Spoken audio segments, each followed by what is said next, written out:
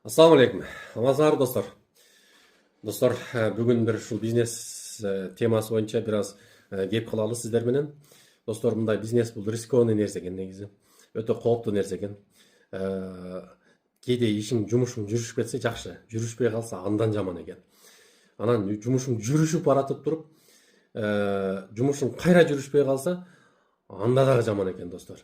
Баягы акча ушундай экен, адамды мындай дуктан дагы көтөрүп дуктага берет экен. Акча жок болсо адамды дуктан дагы түшүрүп мындай бир чөгүп дагы кетет экенсиң достор. Буну менен эмнени айткым келип атат достор? Москвада биздин эже карындаштарыбыз, аке үкөлөрүбүз, агай энелерибиз дегендей баардыгы ушул жакта ишкерлер өтө көп.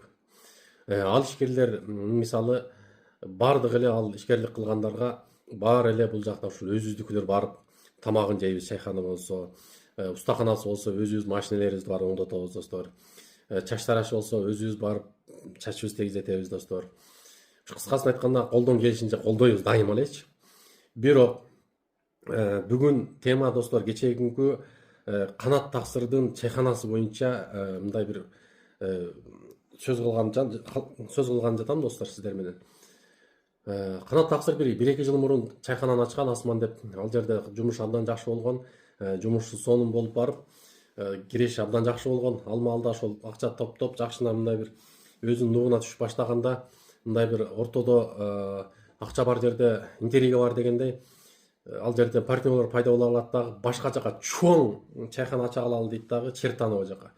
Ал жактан чоң чайхана ачат дагы, ал жака вложенияны конкретный киргизет акчаны.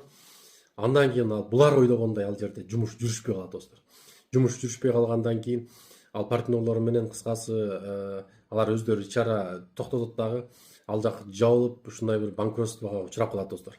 Ал жака өтө көп 5-6 миллиондой акча кирип кеткен достор. Анан азыр Канат Таксырыбыз бир аз чөгүп, бир аз мындай бир колдоо керек, колдоо күтүп аткан мезгил экен достор. Кечээ мен көрүп барып мындай бир чындыгын айтканда мындай колдогум келди да. Мен ушу соц тармактардан бир адам көрсө дагы, 5 адам көрсө дагы лайк басып, комментарий жазып, ошол метро Волгоградский Асман чайханасына Майдамантыга барып тамактаныңыздар достор. Ал жерде акчаны жөн эле барып берип койбойсуздар. Тамактары даамдуу достор. Тамактары баары жакшы достор. Келиңиздер. Кыргызстандыктар барсыздарбы? Ушул Канат Таксырды мындай жыгылып кетип аткан жерден кайра тартып тургузуп калалы. Мындай бир потенциалы күчтүү адам. Чындык айтайын, потенциалы күчтүү адам, өзүнүн мындай бир аракеттери жакшы достор. Мындай бизнес ушундай экен, бирде бар, бирде жок, анан жумуш жүрүшүп кетип атат.